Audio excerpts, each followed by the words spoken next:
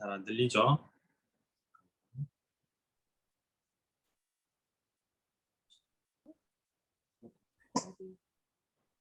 네, 자 지금부터 다시 수업 진행하겠습니다. 153페이지 여러분들 교재 153페이지입니다.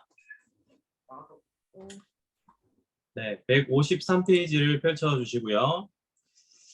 네, 오늘은요 시가서 성경에 큰 틀이 있다라고 제가 말씀을 드렸습니다. 구약에서는요 우리가 앞서 이제 배웠던 모세오경이 있고요. 그 다음에 역사서, 그 다음에 이어지는 성경이 바로 시가서입니다. 시가서에는 욥기서, 그 다음에 시편, 오늘 배울 시편, 그 다음에 잠언, 전도서, 아가서 이렇게 5번이 있다 말씀드렸고요. 오늘은 그 중에서 시편에 관한 말씀입니다.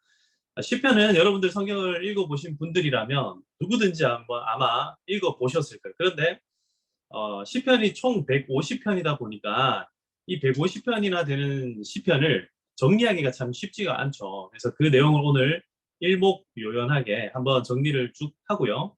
그 다음에 여러분들 오늘부터 이제 해서 시편 한번 개인적으로 집에서 잘 읽어보시기 바랍니다. 그러면은 시편 내용이 훨씬 더 눈에 잘 들어오실 겁니다. 자, 그러면은 시편 내용 보겠습니다. 153쪽입니다. 시편은 작은 성경이라고 불려 마땅하다. 이게 지금 마틴 루터가 하는 얘기입니다. 마틴 루터가 시편에 대해서 이렇게 얘기를 합니다. 시편은 작은 성경이라고 불려 마땅하다. 성경 전체에 담겨 있는 모든 것들이 지극히 아름답게 그리고 간략한 모습으로 담겨져 있다. 시편은 진정 뛰어난 안내서이다. 예, 마틴 루터가 이렇게 얘기를 했고요. 존 칼빈은 이렇게 얘기합니다. 이 보고에 얼마나 다양하고 휘황찬란한 부가 담겨 있는지 말로 표현할 길이 없다. 나는 이 책을 영혼의 모든 부분을 해부한 책이라고 불러도 부당하지 않다고 생각한다.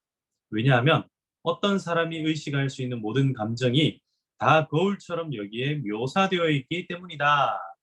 이렇게 이야기를 합니다. 자, 그만큼 시편이라는 성경은요, 굉장히 다양한 인간적인 감정들을 하나님 앞에 노래한 그런 성경이다. 자, 한번 보겠습니다. 시편은 구약의 성도들이 성전 예배나 개인 예배에서 수세기 동안 부르던 노래들입니다. 어떤 저자가 지은 시편이든지 성도들은 그 시편들을 반복적으로 사용하면서 하나님을 만나고 자신들의 믿음을 키워갔을 것입니다. 그래서 이 시편들에는 구속의 역사 속에 축적된 이스라엘 백성들의 신앙 고백이 고스란히 담겨 있습니다. 이 고백들은 하나님께 탄식과 찬양과 감사와 신뢰의 형태로 표현됩니다. 이 고백들에게서 우리는 구약 성도들이 하나님 앞에서 숨김없이 표현한 다양한 감정들을 느낄 수 있습니다. 그래서인지 시편은 구약 성경 가운데 신약 성경에 가장 많이 인용되고 있습니다. 예수님도 시편을 굉장히 많이 인용하고 계십니다. 다윗의 노래, 다윗의 시편 이렇게 얘기를 하죠. 이렇게 시편이라는 것을요, 한마디로 표현드릴 수 있다면 여러분 요즘 어떤 찬송이 여러분들의 입에 붙어 있나요? 우리가 코로나 때 한창 불렀던 행복이라든지 그리고 은혜라든지 이런 곡들 우리가 참 많이 불렀는데요. 그런 것처럼 시편의 고백 역시 당시에 예, 이때 당시에 약 2500년, 2700년 전부터 해서 계속 불려오던 그런 이때 당시의 어떤 CCM이다. 이렇게 생각을 하시면 됩니다. 그때 당시에 가스펠송 혹은 CCM 이렇게 생각을 하면 되는데 이들의 찬송시는 그러나 단순히 한 개인이 개인적인 어떤 목적에 의해서만 기록이 된 것이 아니라 성경이에요, 성경. 성경이라는 것은 아주 뚜렷한 목적과 방향성을 가지고 있는 것이 바로 성경책이죠.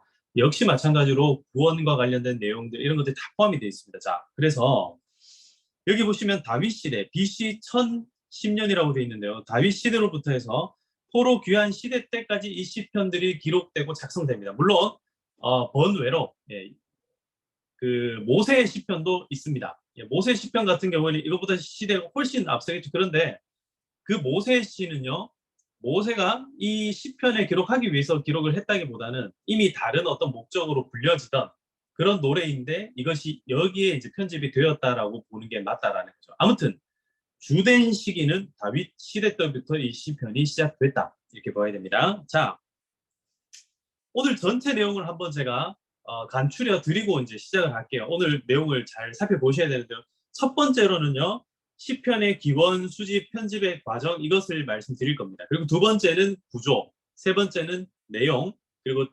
마지막으로 결론 이렇게 네 형태로 쭉쭉쭉 나갈 거예요. 그 중에서 첫 번째입니다. 기원, 수집, 편집 과정에 대해서 자 먼저 한번 살펴보도록 하겠습니다. 시편은 수세기에 걸쳐서 기록되고 또 지어지고 편집되고 배열됐기 때문에 모든 시편을 특정 시대의 것으로 종속시킬 수 있는 것은 아니다. 네, 다윗이 다 쓴 게 아니라는 거예요. 이제 오늘 이 수업을 들으신 여러분들은 시편 하면은 다윗이 다 쓴 거 아니에요? 이런 얘기는 하면 안 된다라는 거죠. 예, 시편이라는 책은 다윗만 쓴 것이 아니라 많은 저자들이 저작을 했고 다윗이 한번 편집을 했고요. 다윗 시대 때 한번 편집이 됐고 그 다음에 다시 또 편집되는 이런 이야기들이 다음 장에 이제 도표에서 나오는데요. 자, 다시 읽어볼게요. 아래 도표에서 보여주듯 이 다윗의 시처럼 개인의 이 삶의 다양한 상황에서 쓴 시편도 있고 고라 자손들의 노래처럼 성전 예배를 위해 창작된 것들도 있습니다. 이런 시편들이 수세기를 걸치면서 성전 예배를 위해 수집되고 작은 모음집들로 편집되고 반복적으로 사용하게 됐습니다. 그래서 포로기와 포로기 이후에도 154페이지 넘어갔습니다. 시편들은 계속 수집되고 사용되다가 최종적으로 지금 우리가 보고 있는 이 형태로 배열되고 편집된 것으로 보는 거죠. 이런 최종 배열과 편집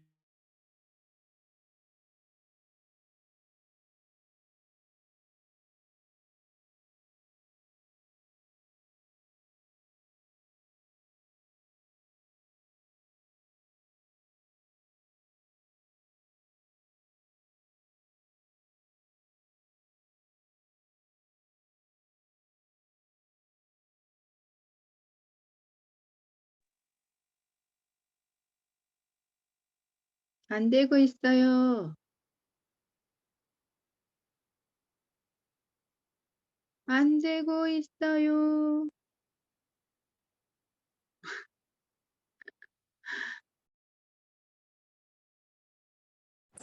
제 목소리가 갑자기 안 들렸죠? 네, 다시 시작하겠습니다. 지금 이제 다시 들리죠? 오케이. 자, 지금 갑자기 멈췄네요. 이게 지금 이 송출 상태가 고르지 못한 점을 제가 양해를 드리도록 하겠습니다.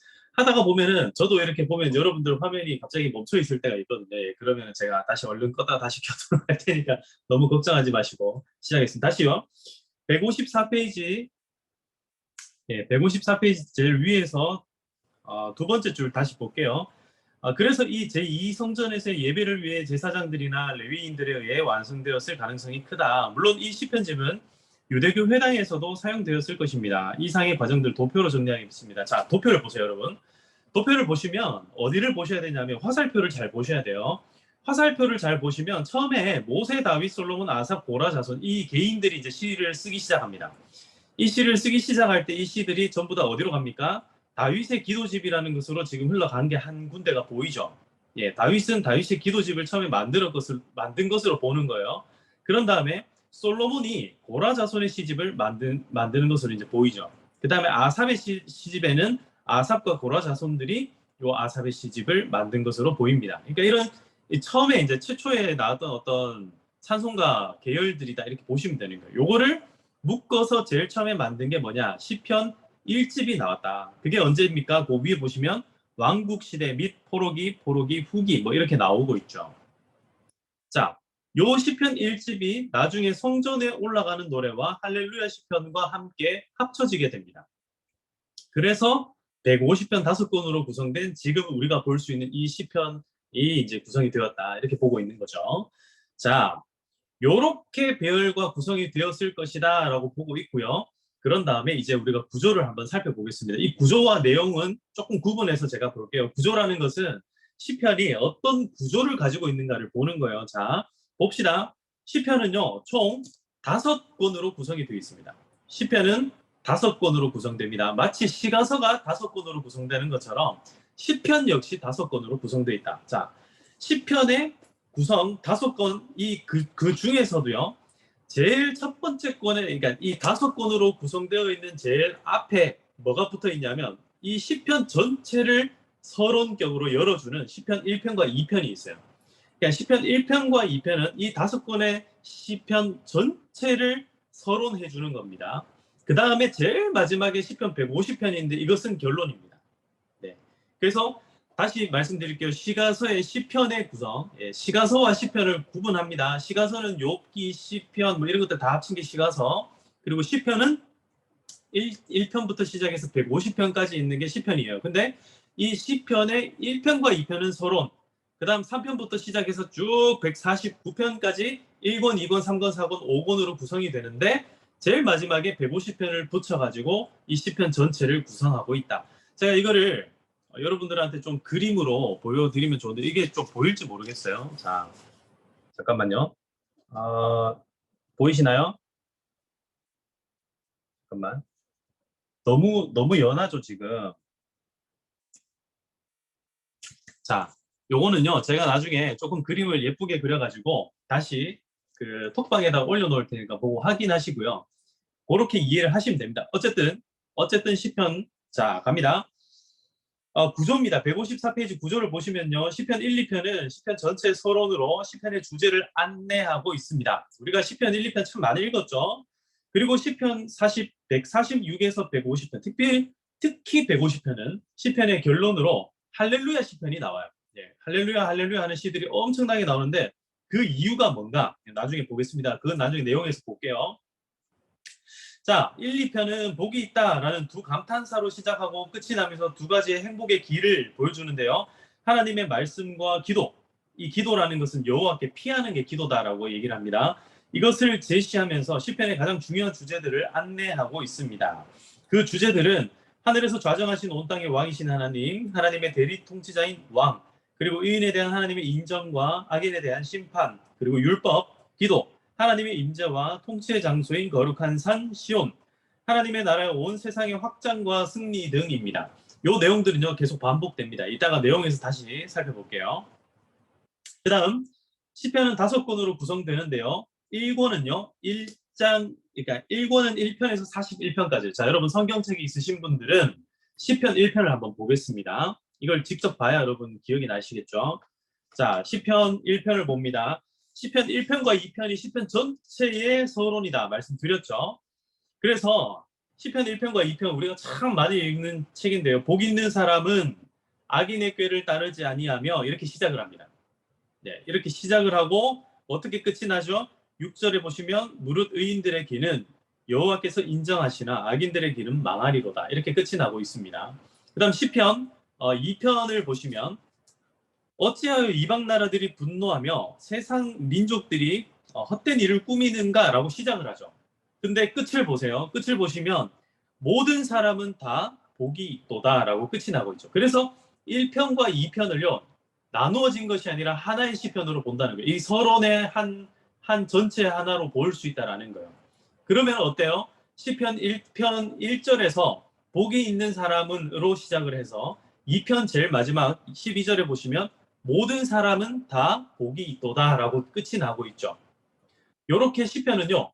복에 관한 얘기를 합니다. 복이 뭐냐? 복이라는 것은 아까 말씀드린 것처럼 하나님께 가까이 있는 것, 하나님과 함께 있는 것, 그것이 바로 복이다 라는 얘기를 하고 있다는 거죠. 자, 그런데 보십시오. 시편 이제 1권입니다. 1권의 내용이 이제 시작을 하는데요. 이 1권의 내용이 어떻게 출발을 하고 있어요? 3편 보시면 여호와여 나의 대적이 어찌 그리 많은지요 라고 시작을 하고 있어요. 그러니까 시편에서 복 있는 사람에 관한 얘기를 해서 복 받는 길이 뭔지 이런 거 보여줄 것 같은데 갑자기 뜬금없이 대적에 관한 얘기들로 시작을 하고 있다는 거죠. 자, 이렇게 구성한 이유들이 다 있겠죠? 다 있습니다. 자, 쫙 넘어가 봅니다. 그래서 시편 1편과 2편 뭐 전체적인 내용들 나중에 다시 좀 살펴볼 건데 쫙 넘어가세요. 그러면 1편 마무리가 어떻게 되는가? 요것만 일단 볼게요. 왜냐면 우리는 지금 구조를 보고 있는 거예요. 42편 13절을 보세요. 시편 42편 13절을 보시기 바랍니다. 네. 오늘 좀 이렇게 내용이 사실은요. 이거 시편 하나 가지고 원래는 한 학기 수업을 해야 되는 건데요. 요걸 지금 제가 1시간에 다 할 거기 때문에 빨리빨리 잘 따라오셔야 되는데 그리고 잘 못 따라오신 분들은 지금 영상이 녹화되고 있잖아요. 그래서 다시 살펴보시면 돼요. 자, 42편 13절 보시면 이스라엘 하나님 여호와를 영원부터 영원까지 송축할지어다. 아멘 아멘. 그러니까 이게 지금 송축으로 끝이 나고 있어요. 그래서 모든 시편 1권, 2권, 3권, 4권, 5권 전부 다 마지막에 뭘로 끝이 난다? 송축으로 끝이 난다. 예. 그러면 자, 2권도 한번 봅시다. 2권 보시면요. 42절에서 42편에서 72편까지 되어 있는데요. 72편을 한번 볼게요. 자, 72편 넘어가 보세요. 예, 72편 쫙 넘어가 보면 72편 19절을 봅니다. 19절을 보시면 그 영화로운 이름을 영원히 찬송할지어다. 온 땅에 그의 영광이 충만할지어다. 아멘 아멘 하고 2편이 끝이 났죠. 그런데 보세요. 20절 말씀이 지금 한 줄이 더 기록되어 있죠. 이게 뭘까요? 이게 뭐냐면 1권과 시편 1권과 2권 1권은 지금 1절에서부터 42절, 42편 지금 말이 헷갈린데 2권은 43편에서부터 72편까지인데 72편 끝에 송축 다음에 또 말이 하나 붙어있죠. 이새의 아들 다윗의 기도가 끝나니라 라고 지금 하나 더 붙어있죠. 이게 무슨 말이냐면 1권과 2권도 마찬가지로 하나의 덩어리로 묶여져 있다라는 거예요. 네, 아까 제가 시편이 5권이 있다. 근데 각 권 1, 2, 3, 4, 5권 시작과 끝에 뭔가 기록이 되어 있다. 그 다음에 각 권 끝마다 송축 노래가 되어 있다. 그런 특별히 1권, 2권 마무리되는 부분에 한 절이 붙어 있어요. 그게 뭐냐면 이새의 아들 다윗의 기도가 끝나니라. 이것은 1권, 2권이 하나의 또 묶음으로 볼 수 있다라는 거죠. 예, 어떤 묶음으로 볼 수 있는가? 그건 뭐냐면요. 이 두 권은 바로 다윗의 왕조에 관한 이야기, 그리고 다윗의 그 왕조가 아주 견고하게 지켜질 거라는 거. 요 내용도 이따가 내용에서 다시 한번 보도록 할게요. 요런 구성 때문에 요런 구조를 가지고 있다. 그리고 3권은 또 특별한 구조를 가집니다. 3권은요. 1권, 2권과는 조금 구분돼요. 3권 내용을 딱 한번 보시겠습니다. 자, 73편입니다, 여러분. 시편 73편을 보시면 아삽의 시로 시작이 되고 제3권이라고 지금 시작이 되고 있죠. 여기 보시면 하나님이 참으로 이스라엘 중에 마음이 정결한 자에게 선을 행하시나 나는 거의 넘어질 뻔하였고 나의 걸음이 미끄러질 뻔하였으니 이는 내가 악인의 형통함을 보고 오만한 자를 질투하였음이로다. 자, 여러분 기억나시나요? 시편 1편 제일 여러분 마지막 절에 무슨 말이 나왔냐면 이렇게 나왔습니다. 자, 다시 오늘 내용이 왔다 갔다 막 합니다. 자, 1편 1절에 보시면 복이 있는 사람은 악인의 꾀를 따르지 않고 죄인들의 길에 서지 않고 오만한 자의 자리에 앉으면 안 된다라고 얘기를 했잖아요. 그런데 3권 1절에 딱 가니까 지금 3권 73편 1절에 딱 가니까 어떻게 돼 있어요? 이 사람은 누구냐면 다윗과 다윗 왕조와 다윗 왕국인 이스라엘을 전체 포함하는 내용들이에요. 이 사람들이 거의 미끄러질 뻔했다. 사실은 미끄러졌습니다. 유혹에 넘어갔다라는 거예요. 뭐가 복 있는 길인지 알면서도 복 있는 길로 가지 못하고 복이 없는 길, 악인의 길로 갔다라는 겁니다. 그래서 어떻게 돼요? 여기 보시면 보세요. 이 내용들 쭉 보시면 참 안타까운 내용들이 막 이어지는데요. 쭉쭉쭉쭉 넘어가서 73편 18절, 73편 17절을 보시면요. 하나님의 성소에 들어갈 때에야 그들의 종말을 내가 깨달았나이다. 주께서 참으로 그들을 미끄러운 곳에 두시며 파멸에 던지시니 그들이 어찌 그리 갑자기 황폐되었는가. 놀랄 정도로 그들은 전멸되었나이다. 자, 이 다윗 왕가가 1, 2편에서는요. 견고할 것이다 라고 노래를 하고 있는데 3권에 오니까 어떻게 됩니까? 3권에 와서는 멸망하는 모습이 보여집니다. 그래서 시편도 흐름이 있는데 시편 3권에 가면은 굉장히 이 흐름들이 좀 암담합니다. 그래서 이 시편 3권을 언제 묵상을 하면 좋은가?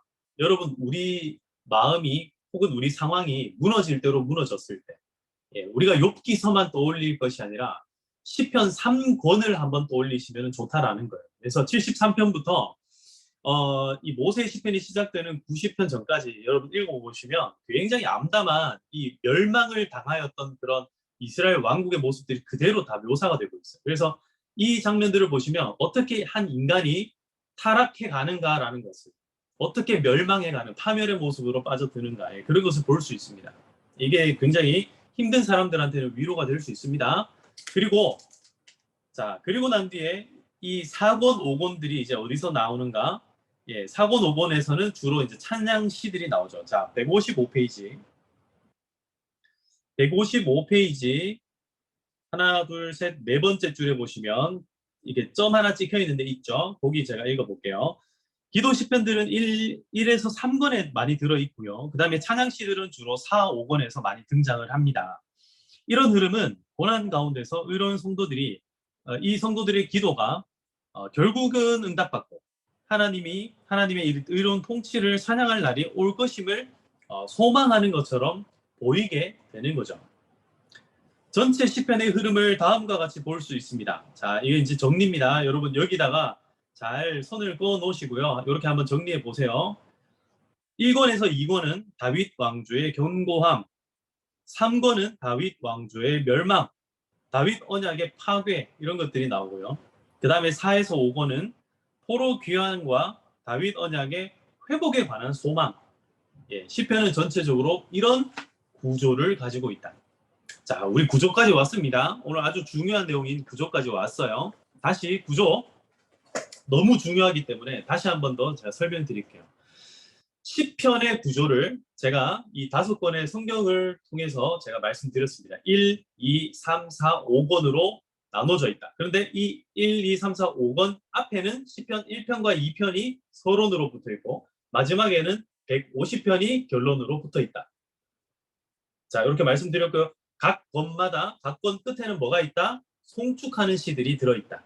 이렇게 말씀드려서 이게 형태적인 구조라면 내용적인 구조는 아까 말씀드린 것처럼 1권과 2권은 다윗 왕조의 경고함, 그리고 3권은 다윗 왕조가 멸망하는 것, 언약이 파괴됐다는 거죠. 그 다음에 4권과 5권은 그것을 회복시키는 하나님을 향한 찬송과 송축하는 시들, 이렇게 구성이 되어 있다. 자, 우리가 구조를 살펴봤습니다. 이제 드디어 내용을 살펴보도록 하겠습니다. 자, 오늘 시편의 내용은요, 총 4가지로 제가 살펴볼 겁니다. 시편 주제를 제가 1편부터 150편까지 다 보는 게 아니에요. 그냥 전체적인 흐름들을 제가 여러분들에게 알려드립니다. 자, 첫 번째는 권별 내용이 뭐냐, 1, 2, 3, 4, 5권이 있다 했는데 그 권별 내용이 뭐냐 한번 전체적으로 보고요. 그 다음에 두 번째로는 표제, 세 번째로는 시편의 종류, 그 다음에 네 번째로는 신학적인 주제에 대해서 이야기할 거예요. 이런 순서로 말씀드릴게요. 시편의 내용은 총 4가지요. 권별 내용, 표제, 시편의 종류, 신학적 주제. 여러분 이거 지금 안 외우셔도 됩니다. 이거 시험에 나오고 이런 거 아닙니다. 그냥 제가 흐름상 설명드린 거니까 그냥 그렇구나 하고 받아들이시면 돼요. 자, 155편에 보시면 이 권별 내용을 표로 지금 한목에 이렇게 일목요연하게 지금 또 표로 이렇게 나와 있죠. 이걸 보시면요. 자, 1권은 1편에서 41편까지 되어 있고 대부분 다윗의 시편이고 개인 기도들로 구성되어 있다. 이 내용은 다시 뒤에서 볼게요. 그 다음에 2권은 42편에서 72편까지의 시로 총 31개의 시로 되어 있죠. 그 다음에 8편은 고라 자손의 시이고요. 18편은 다윗의 시다. 자, 그 다음에 3권은 17편으로 구성되어 있죠. 73편에서부터 89편까지 17편. 11편은 아삽의 시이고요. 그 다음 5편은 공동체의 기도 시편들로 구성되어 있다. 자, 그 다음 4편은요. 90편에서부터 106편까지 되어 있고요. 이것도 총 17편인데요. 하나님의 우주적 통치를 강조합니다. 자, 앞에서의 시편들이 앞에서 1편과 2편에서 이 시들을 가만히 보면요. 특히 1편에서는요. 좀 개인적인 내용들이 막 나와요. 예, 개인적인 내용. 나. 주로 주어들이 나 이게 많이 나오는데 나중에 여러분 이것도 참 재밌는 내용인데요. 이거 제가 발견한 걸 하나 알려드리면요.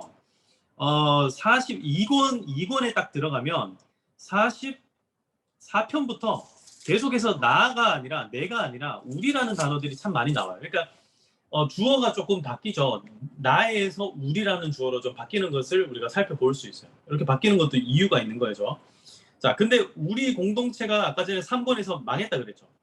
망했으니까 뭐부터 시작해야 되겠습니까? 다시 하나님의 우주적인 통치부터 다시 시작해야 되는 거예요. 그러니까 창조 역사부터 다시 시작해야 돼요. 창조를 기록한 사람이 누구죠? 모세죠, 모세. 모세 오경에 창세기가 있잖아요. 그래서 모세의 시편이 90편에 위치를 하고 있는 거예요. 예, 여러분 좀 뜬금없지 않았어요? 모세 시편이 왜 90편인가? 1편에 와야 되는 거 아니야? 이런 생각할 수도 있잖아요. 시기적으로 따지자면 모세가 제일 우선된 사람이니까. 그런데 의도적으로 모세의 시편을 회복되기 시작하는 그 시점, 예, 그 시점으로 일부러 그쪽에다가 구성을 딱 시켜놓고 있는 거죠. 자, 그 다음 4권은 44편의 시로 구성되어 있는 많은 찬양들과 할렐루야 시편들이 있다. 자, 156페이지로 넘어갑니다. 이 내용들 한번 봅시다. 다시요. 이게 이제 계속 반복을 하시면 여러분들 눈에 조금 들어오지 않을까 싶습니다. 1권은요. 대부분 다윗과 관련된 시편 1, 2, 10, 33편은 저희입니다. 왜냐하면 다른 사람이 썼다라는 거죠. 아까 1편, 2편 같은 경우에 서론이라 그랬잖아요. 서론을 다윗이 쓸 수는 없었겠죠. 그래서 제외. 이면서 개인적인 시편. 그리고 대부분은 기도 시편들이고 가끔 찬양하는 시편도 나옵니다. 다윗이 고난을 이겨내고 왕이 되어 안식을 가져다주는 과정을 마치 보는 것처럼 보입니다. 특히 이제 18편 같은 경우는 사무엘 하 22장과 완전히 연결되어 있습니다. 나중에 확인해 보시고요. 2권 몇몇 고라 자손들의 시편과 그리고 다윗의 시편들로 이루어져 있습니다. 1권처럼 개인 기도들이 많지만 45편과 72편의 두 제왕시가 전체 틀을 이루면서 하나님의 세상 통치 중심인 시온, 시온은요 예루살렘이 있는 그곳이 바로 시온이죠. 이 시온에 대한 노래들과 인간 왕에 의해 하나님의 통치가 실현된 것을 찬양하는 시편들이 나옵니다. 그러니까 다윗 왕 때 1차적으로 하나님이 원하시는 왕국이 이루어졌다라는 거예요. 1차적으로. 예, 그래서 그 다음에 다윗 왕과의 통치는 다윗 왕가의 그 왕가의 왕들의 통치는 우주적인 왕이신 하나님께 기도하는 일을 통해서 이루어진다. 다윗 왕가의 왕들. 그러니까 다윗의 자손들이죠. 한마디로 얘기해서 다윗의 후손들이 이제 왕을 계속해서 이어가는데 그 왕들이 해야 되는 일이 뭐냐? 그것은 다름 아닌 하나님께 기도하는 일이었다. 이것이 바로 다윗 왕가들. 그러니까 다윗의 왕위를 이어받은 그 후손들이 해야 될 일이었다라는 거예요. 그런데 어떻게 됩니까? 제3권에서 분위기가 바뀌었다 그랬죠. 대부분 공동체 기도들은 여기에 있다. 앞편의 아삽의 시편들, 아삽 시편들이 주류를 이루고 있는데요. 2권처럼 제왕 시편으로 끝나지만 하나님께서 왕을 폐하시고 왕도를 멸하신 상황을 묘사합니다. 애굽으로 이스라엘을 끌고 간 요셉의 이름이 자주 등장하고 성전 예배를 사모하는 시편들이 많은 것으로 봐서 포로기의 상황을 반영하는 듯 합니다. 중간에 보시면 완전히 그 멸망당한 듯한 그런 모습들을 막 보여요. 보시면요. 볼게요. 성경 한번 봅시다. 시편 74편 한번 볼까요? 예. 시편 74편 보시면 하나님이여 주께서 어찌하여 우리를 영원히 버리시나이까. 아까 전에 73편에서는 거의 넘어질 뻔하였다라고 돼 있죠. 그런데 74편으로 오니까 이제는 영원히 버리시나이까. 그죠? 이렇게 바뀌는 거예요. 그러면서 어찌하여 주께서 기르시는 양을 향하여 진노의 연기를 뿜으시나이까. 옛적부터 얻으시고 속량하사 주의 기업의 지파로 삼으신 주의 회중을 기억하시며 주께서 계시던 시온상도 생각하소서. 생각해 달라는 거예요. 왜? 이게 중요한데요. 영구히 파멸된 곳을 향하여 주의 발을 옮겨 놓으소서. 파멸됐다는 어디가? 원수가 성소에서 모든 악을 행하였나이다. 성소가 파멸됐다. 예, 성소가 파멸됐다. 이게 이제 다윗 시대는 아니잖아요. 그죠? 이게 어느 시대입니까? 멸망당한 시기겠죠. 그래서 이 3권에서는 그런 내용들이 나온다. 예. 그래서 성전 예배를 사모하는 시편들이 많이 나온다라는 거죠. 자, 그 다음 4권으로 넘어갑니다. 제 4권은 90편에서 106편까지인데요. 여호와께서 통치하시니 하나님의 우주적 통치를 강조하는 찬양 시편들이 많이 등장하고 있습니다.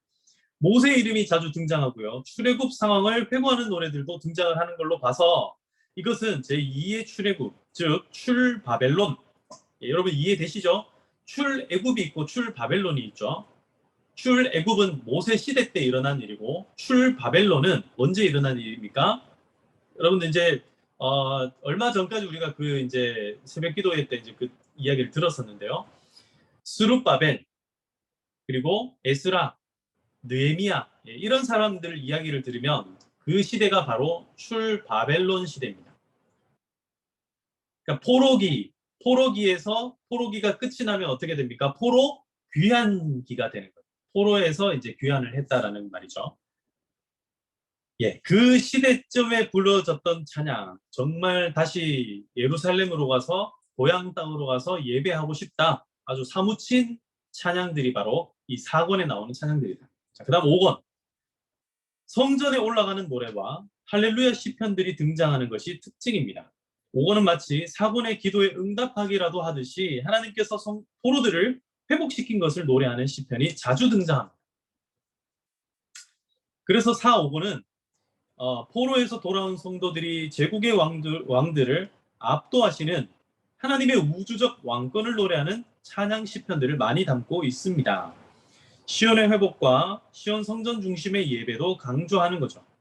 또 138편에서 145편까지는 다윗의 기도와 찬양을 배치함으로써 왕이 없는 상황에서 새로운 다윗, 곧 이 메시아를 허락할 것을 간구하고 또 확신하며 노래하는 듯 하다라고 되죠.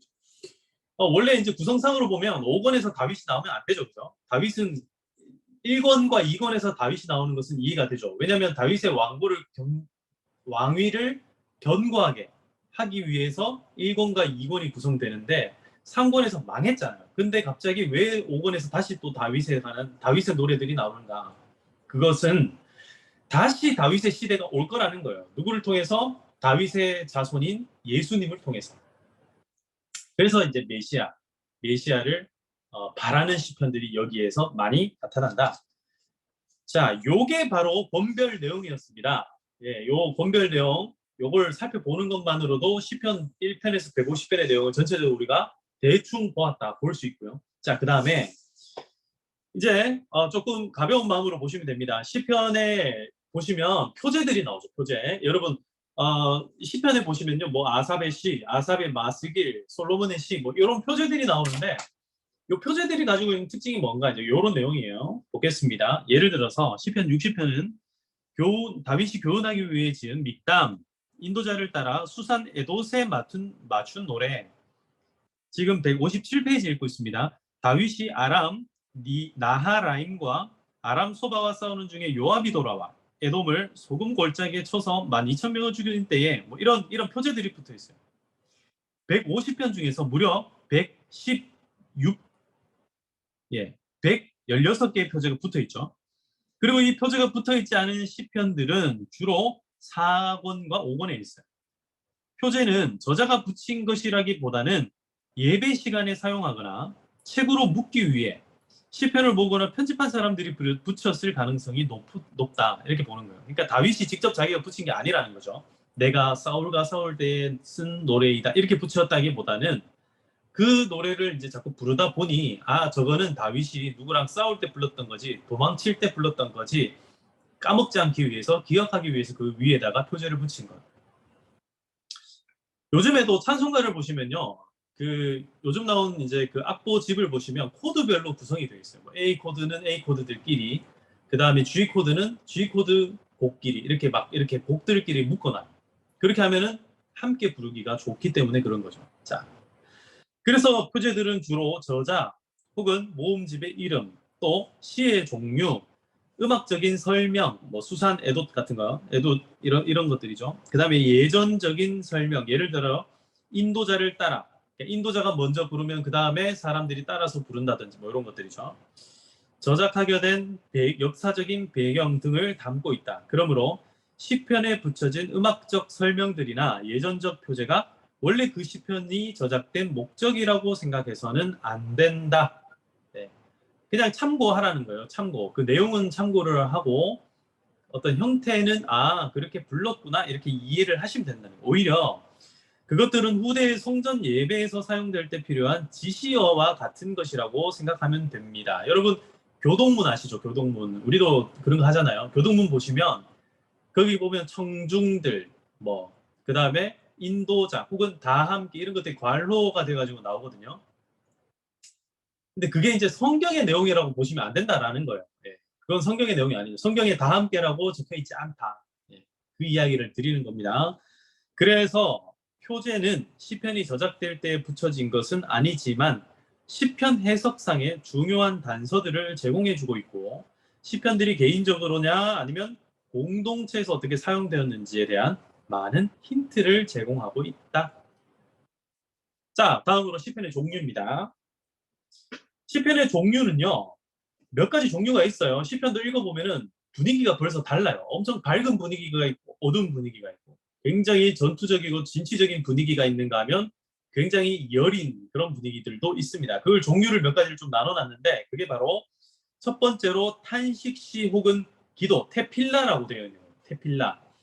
요 테필라라고 하는 이 종류는요, 바로 개인과 공동체가 질병, 전쟁, 억울한 일 등을 겪는 그런 어떤 위기에서 쓰여진 시입니다. 그래서 탄식을 하고요, 불평 부분들이 이 탄식 시의 초점으로 나오게 돼요. 막 저주를 하는 거예요. 저 인간 저거 하나님이 막 갑자기 하늘에서 번개를 쳐 죽여주세요. 이런 시들이 막 나오는 거예요. 땅이 입을 벌려 저걸 죽여야 된다. 막 이런 시들이 막 나오는 거예요. 이게 어때요? 우리가 그리스도인의 입장에서 이해가 되세요? 이런 것들이? 처음에 이제 이 시편을 보면서 이해가 되지 않는 시 중에 하나가 저주시입니다. 저주시. 어떻게 예수 믿는 사람이 저주를 입에 담을 수 있나? 이런 생각들이 들지 않으세요? 예, 그런 생각들을 하는 게 이제 일반적인 생각들이죠. 그런데 이 시편을 읽어보면 이제 이해가 된다라는 거예요. 근데 이 저주들이 그냥 끝이 나는 게 아니라, 보세요. 탄식 시편에 자주 등장하는 저주의 요소들은, 이게 중요합니다. 하늘의 재판관이신 하나님께 적들에 대해 올바른 법적 조치를 해달라고 요청하고 있는 것이다. 예, 여러분, 저주는요, 내가 욕하는 게 저주가 아니라는 거예요. 예, 그리스도인의 저주는 그리스도인이, 여러분들이 그 사람을 향한 직접적인 욕을 하는 게 바람직한 태도가 아니다.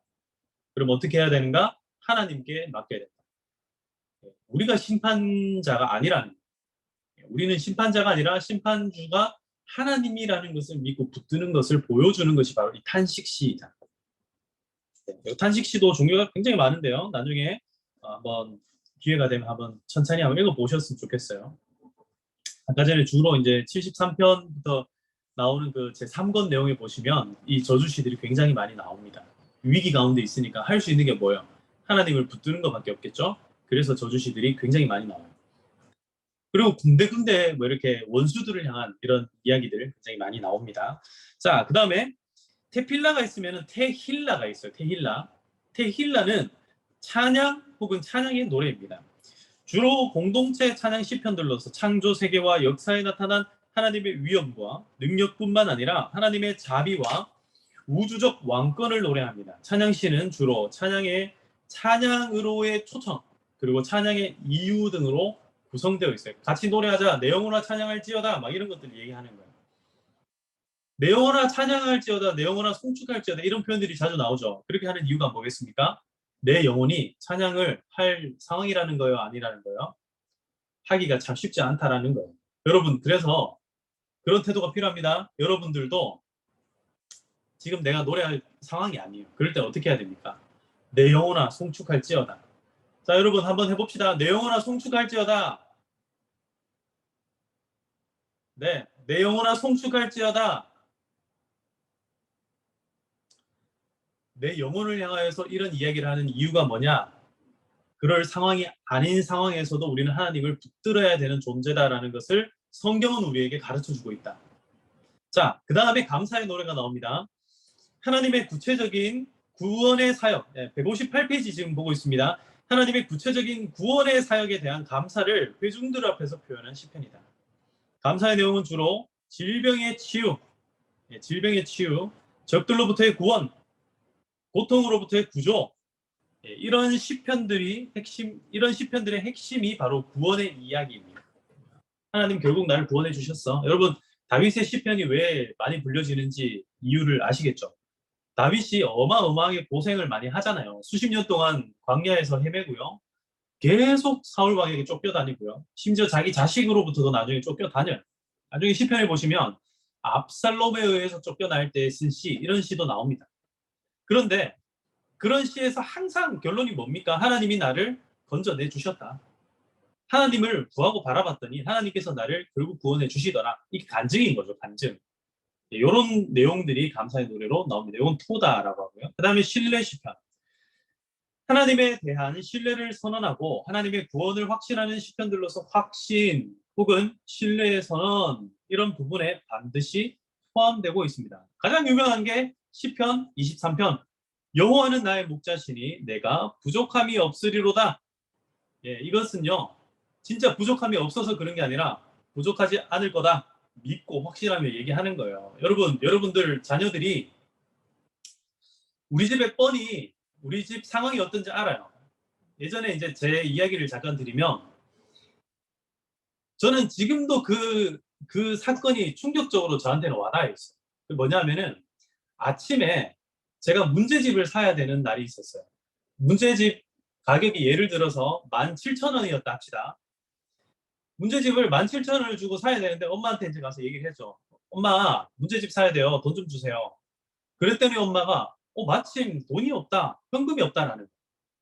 그럴 수 있죠, 여러분. 현금이 없을 수 있죠. 그런데 그 다음 상황이 중요합니다. 그랬더니 엄마가 그 다음에 4층에다가 전화를 겁니다. 누구누구 엄마, 혹시 돈 있어요?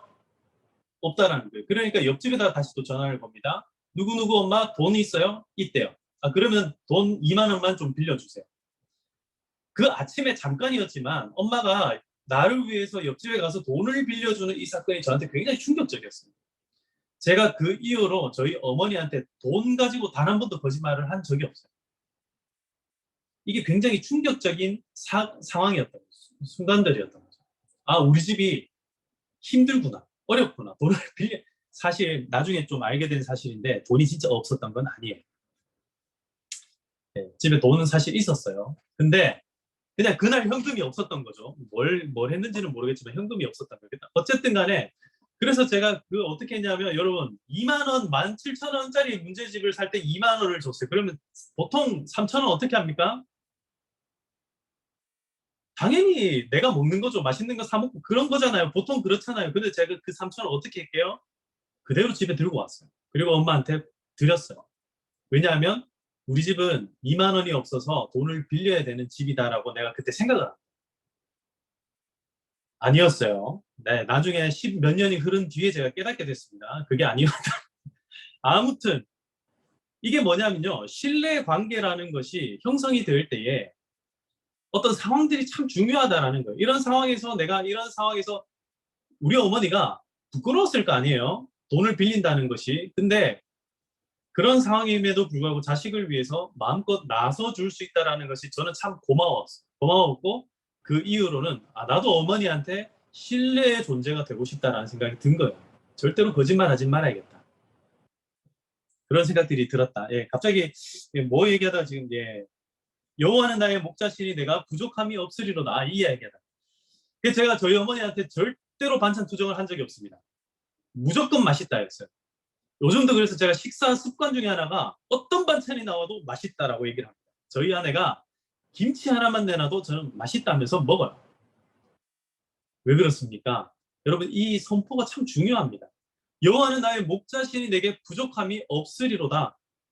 그러면 아멘. 그러면 나에게 부족함이 없어요. 하나님이 나의 목자가 되기 때문에. 근데 하나님이 내 목자인 걸 뻔히 알면서 하나님 나한테 이거밖에 안 해줘요? 이건 하나님을 신뢰하는 목소리가 아니라는 거예요. 다시 말씀드릴게요. 여러분 자녀들이 여러분 상황이 어떤지 뻔히 알면서 여러분들한테 와서 엄마, 우리 집이 최고예요. 엄마, 우리 집은 정말 좋은 것 같아요. 이렇게 얘기를 해주면 여러분 마음이 어떻습니까? 행복하겠죠? 기쁘겠죠? 이게 바로 신뢰의 시라는 겁니다. 여러분, 우리가 왜 기도할 때 하나님을 향한 신뢰의 목소리를 내야 되는가? 바로 그것 때문에 그렇다는 거예요. 여호와는 나의 목자시니 내게 부족함이 없으리로다. 이 찬양 여러분 마음껏 부르시기를 바랍니다. 내 상황과 형편과 이런 것들을 전부 다 넘어서시는 분, 그분이 바로 나의 하나님입니다. 네, 갑자기 오늘 이 생각이 나서 한번 얘기를 드렸고요.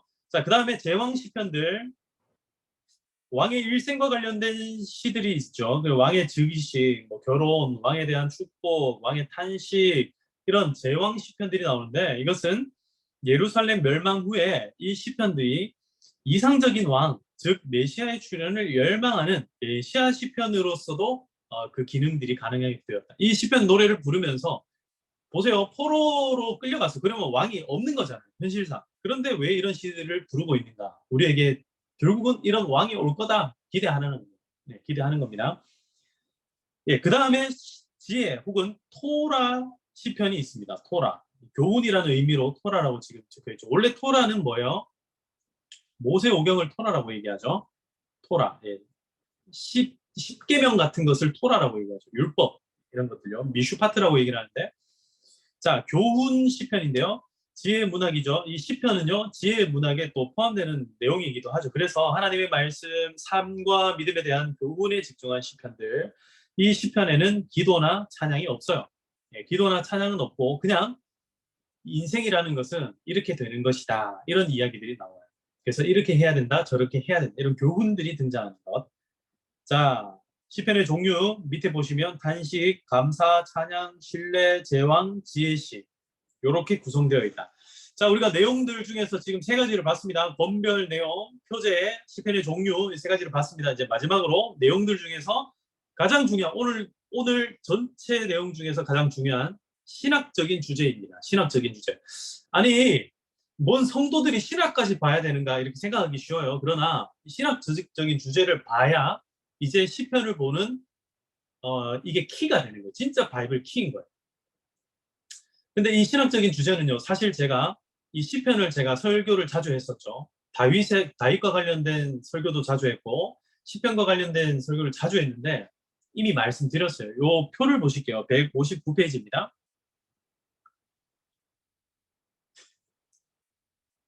159페이지 표를 보시면 동그라미 3개가 딱 나와 있죠. 하나님, 의인, 그리고 악인. 예, 요 지금 세 동그라미가 있는데 이게 바로 시편의 신학적인 주제입니다.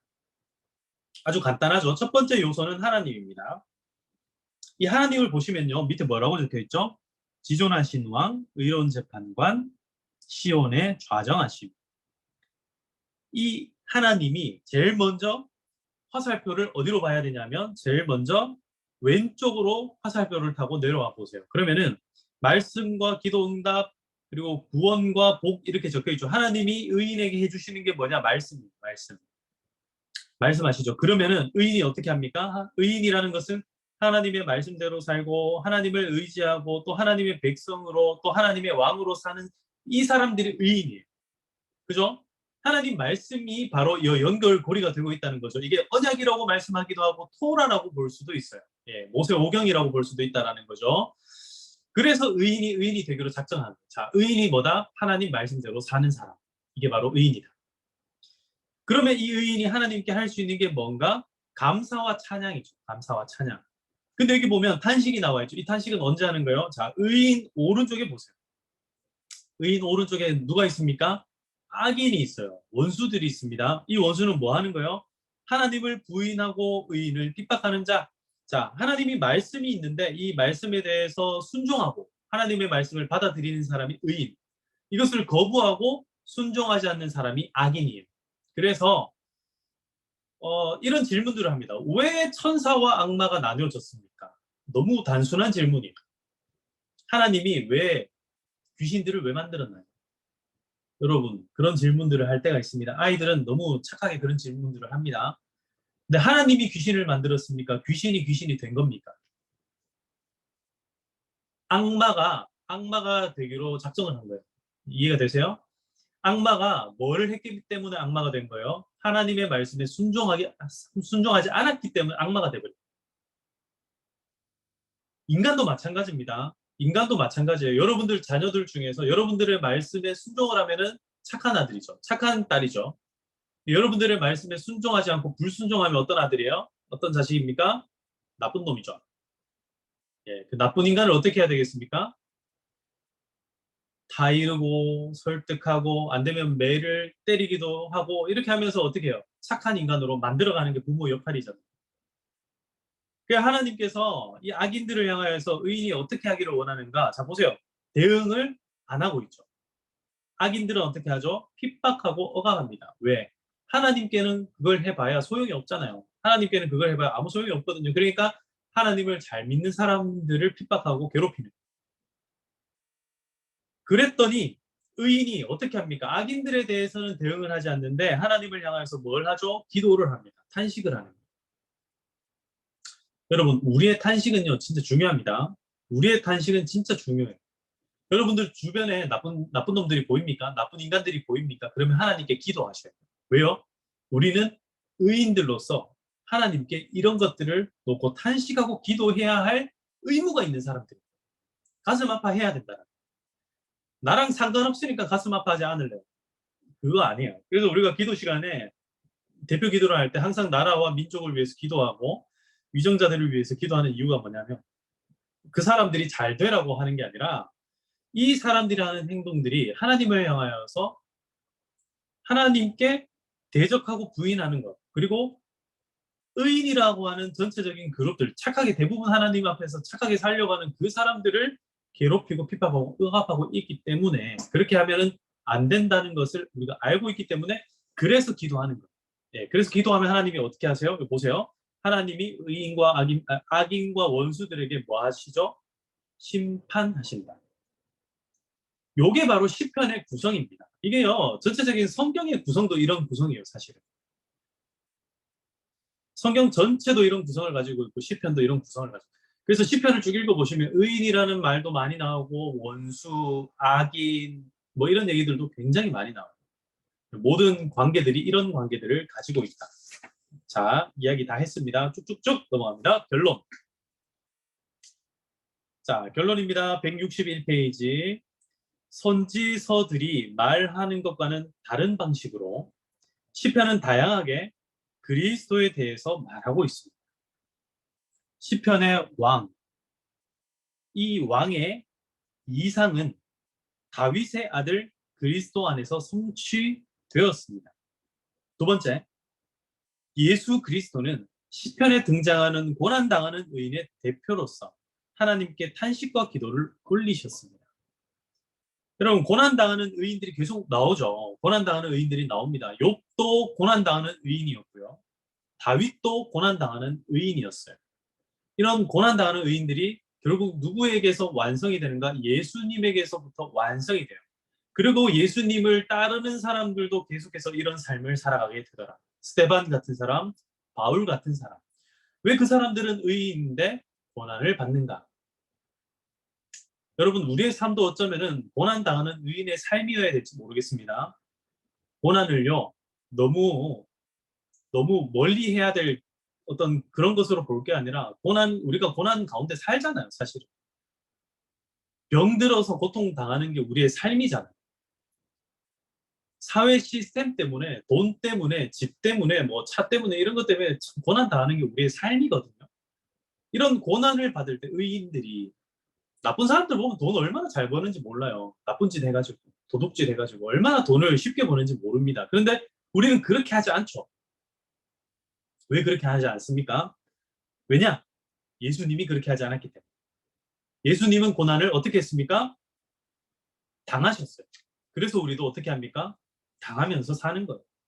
고난 당하는 것이 여러분 저주가 아닙니다. 이 땅에서 우리를 향해 악인들이 우리에게 주는 고난은요, 저주가 아니고 어쩌면 마땅히 우리가 해야 될 어떤 일일지도 모른다. 자, 세 번째, 결론 세 번째입니다.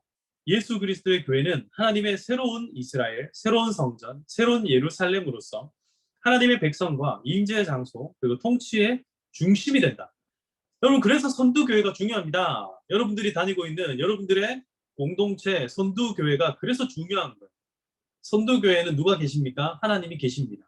누가 통치하십니까? 하나님께서 통치합니다. 여기 우리 조광재 장로님도 계시는데 장로님들이 통치하는 게 아니에요. 장로님 한 분 한 분을 통치하시는 분이 누구냐면 하나님입니다. 장로님들이 마음 가운데 내가 원하는 것이 있고 내가 원치 않는 일이 있어요. 그럼에도 불구하고 하나님의 뜻을 쫓아갈 수 있는 것. 이것이 바로 하나님의 통치가 살아있는 교회다. 선두교회는 대체로 그렇습니다. 완벽하게 그렇다 안 그렇다 이거 얘기할 수는 없어요. 완벽한 교회는 아무데도 없습니다.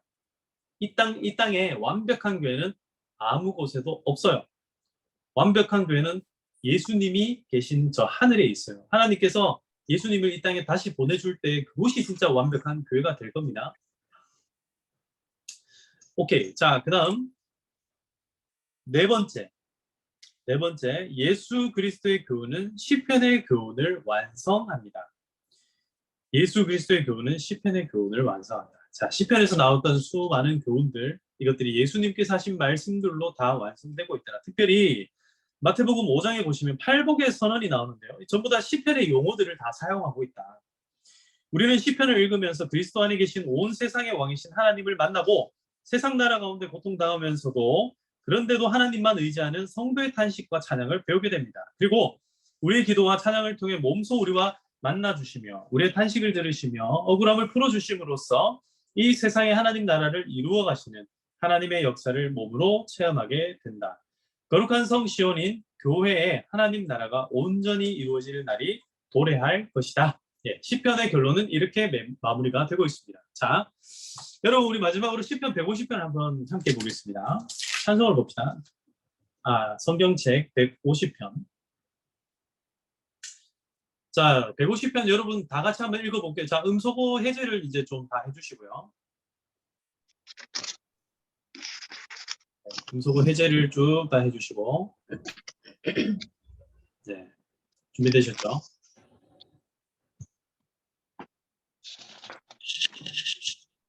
자, 같이 한번 읽어볼게요. 내가 읽으면 아마 상대방 목소리보다 내 목소리가 먼저 나오기 때문에 당할 수 있어요. 근데 같이 신경 쓰지 말고 다 같이 한번 읽어보겠습니다. 시작. 할렐루야. 그의 성소에서 하나님을 찬양하며 그의 성에서 그를 찬양할지어다. 그의 능하신 행동을 찬양하며 그의 지극히 위대하심을 따라 찬양할지어다. 나팔 소리로 찬양하며 비파와 춤으로 찬양할지어다. 소고치며 춤추어 찬양하며 현악과 통소로 찬양할지어다. 큰 소리 나는 재금으로 찬양하며 높은 소리 나는 재금으로 찬양할지어다. 호흡이 있는 자마다 여호와를 찬양할지어다. 할렐루야. 호흡이 있는 자마다 여호와를 찬양할지어다. 할렐루야. 시편은 호흡이 있는 모든 사람마다 여호와를 찬양하라고 권면하며 마무리를 하고 있습니다. 여러분 오늘 시편을 배웠습니다. 이 시편을 통해서 우리의 삶의 상황과 형편들을 많이 누리시기를 바라요. 시가서들은요 하나같이 그렇게 얘기합니다. 너희의 인생이 힘들 수도 있고 좋을 수도 있다. 하지만 그때 누구를 기억하라? 하나님을 기억하라라고 말씀하고 있어요. 여러분 호흡이 있는 자마다 죽으면은 호흡이 없어져요. 그래서 여러분 호흡들이 있을 때 하나님을 마음껏 찬송하시고 그 찬송하는 그 고백들이 우리의 삶에서 끊어지지 않기를 바랍니다. 예, 오늘 수업은 여기서 마무리하도록 하겠습니다.